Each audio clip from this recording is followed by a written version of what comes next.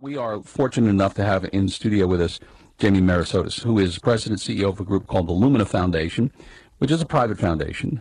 He's also the author of a book, America Needs Talent, Attracting, Educating, and Deploying the 21st Century Workforce. The Twitter handle is at Jamie Merisotis. I'll spell it out for you, but welcome you to the show. Thanks very much for being here. The Lumina Foundation, what does it do? We're the largest private foundation in the country focused exclusively on college access and success. So our mission is to increase high-quality college attainment, particularly for low-income, first-generation, and minority populations. And really everything that we do is aimed at that, whether it's grant-making or anything else that we do. So it's great that you're here because in the debate we are going to hear tonight how much America is going to be great again. And I guess if it wasn't great now, I think there might be some debate about that. Where are we lacking right now? Well, you know, talent is a critical issue for us as a country, and I think it's one of the issues that the candidates haven't adequately focused on. Talent is really what you get when knowledge, skills, and abilities are honed by education and experience in ways that impact us as individuals and society overall. And the problem is that I think from the perspective of the presidential candidates, they want to talk about all of these sort of marginal issues instead of what creates economic and social progress in our country. And talent is really what helped us become successful in the 20th century. We did it with great schools, an elite higher education system, grit, ingenuity, and pretty good immigration policies.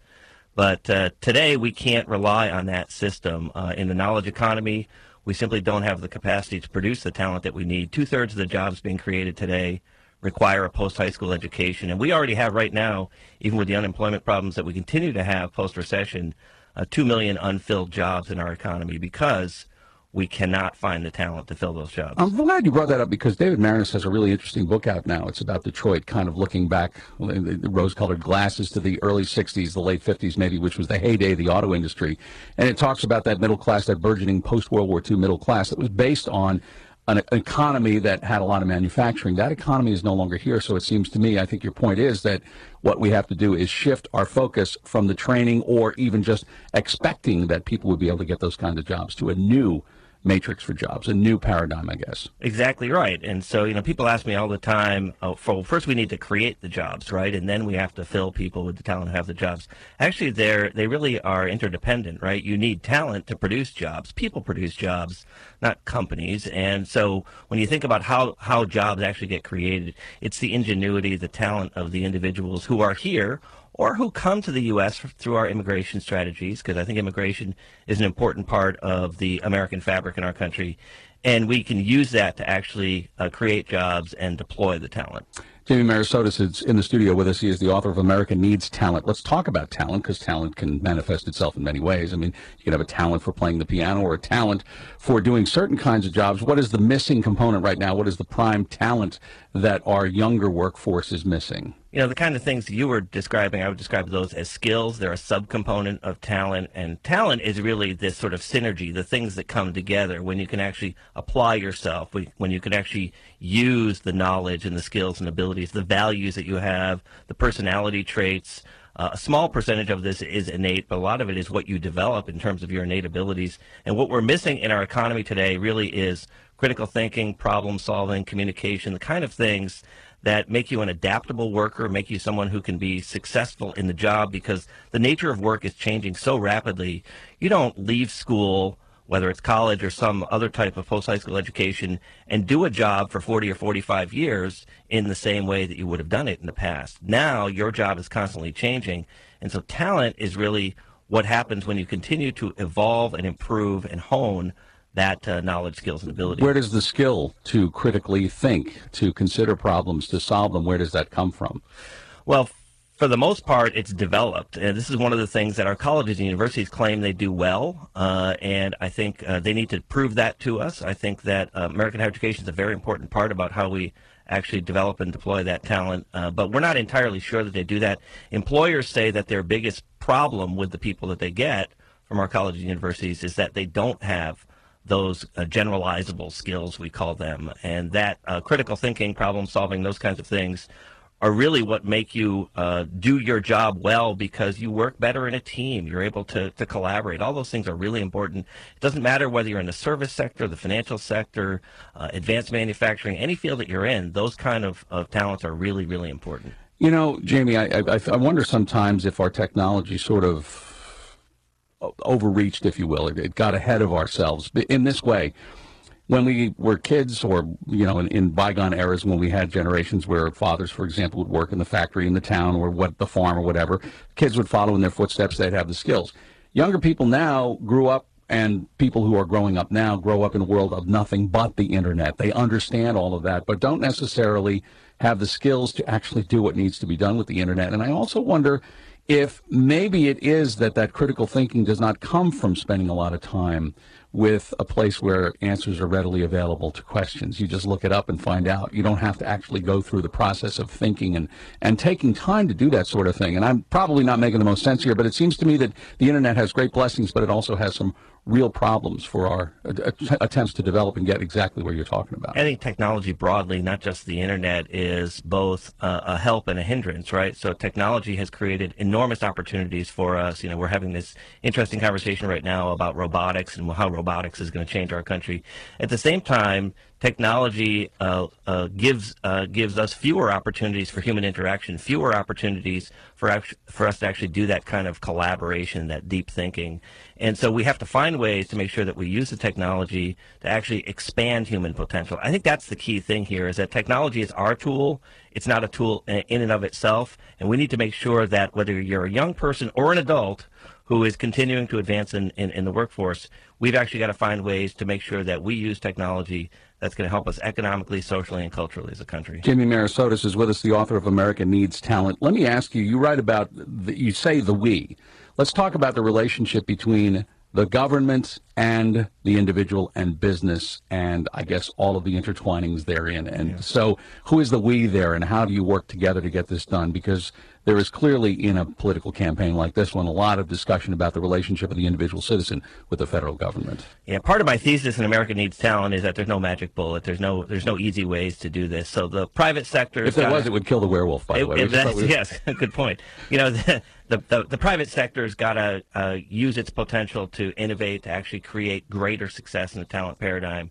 We've got to actually focus on a different kind of immigration strategy that's skills-based and that's focused on actually bringing in the whole continuum of talent that we need as a country, not simply see immigration as a problem we've got to fix. And in the case of government, I think government is inefficiently organized right now. So government has a role to play here. Government is not the only entity that should solve our talent problems. But at the federal level, we have this weird stovepiping where you've got a U.S. Department of Education, a Labor Department, you've got immigration stuff and citizenship and national natural relations in terms of the Department of Homeland Security. So there's different ways in which the government works on talent, but none of it's coordinated. And I think we could send a signal. One of my proposals in the book is to create a U.S. Department of Talent, actually consolidate those different functions, create a talent-focused department. The reason would be twofold. The first would be to actually send a signal to our international competitors that what we value most is talent.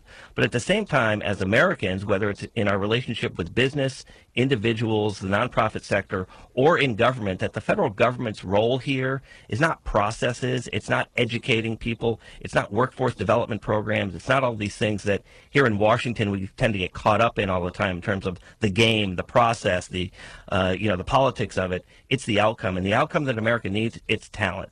Talent is what's going to make us stronger as a country. So we have a spin-off TV show, America Needs Talent, as opposed to America's Got Talent. Yeah, it's a companion piece. To that point, though, let's talk a little bit. You mentioned immigration a moment ago. How does that figure? And how would you frame this discussion in this political year?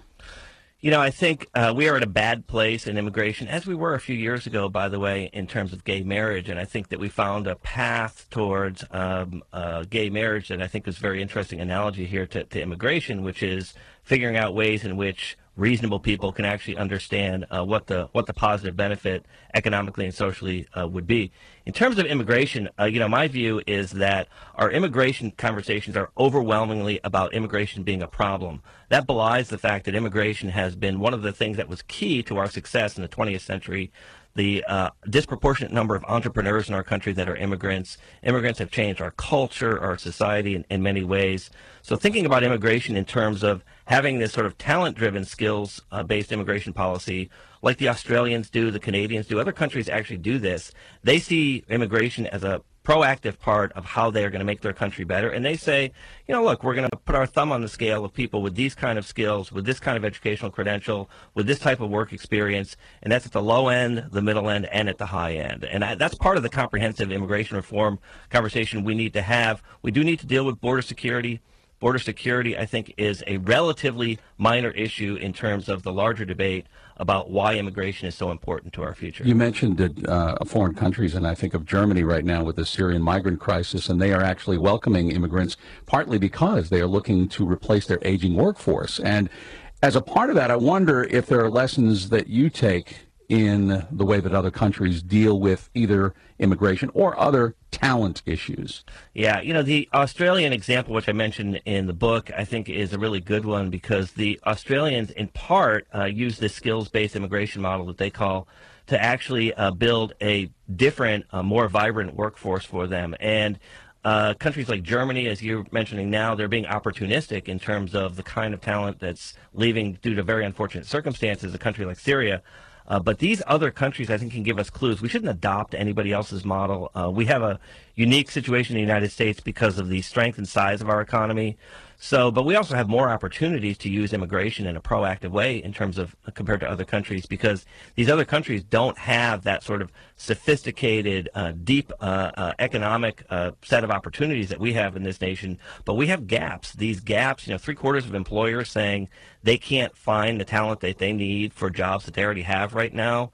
A big part of that's got to be how we educate and train our Americans today. But an element of that has to be this immigration strategy. It has to be learning the lessons from these other countries and actually building a better system. Aside from you, who's leading the charge, either politically or as an entrepreneur, as a business leader in this kind of an issue? You know, there's lots of companies that are proactive about this. A good example of one is Cummins, Inc. in Indiana, the largest diesel engine manufacturer in the world. Cummins has a very proactive approach to immigration. They need talent not just in terms of on the production line, but throughout the company, in the managerial levels across the organization. And they're a company that I feature in America Needs Talent as an example of a country that's been proactive about seeing opportunities to bring people into this country in ways that are going to enhance their workforce, their domestic workforce, and help make them a better company. It's an important discussion to have because obviously the America of today is not the America of 20, 30, 40 years ago. We sometimes use the rose-colored glasses when we look at it and try to plot the future. But you've given us a lot to think about. America Needs Talent is the book. Jamie Merisotis is with us, and I appreciate you coming to the studio to talk today. Great. Thank you for joining us on POTUS. Jamie, by the way, tweets at Jamie Merisotis. That is JamieMerisotis.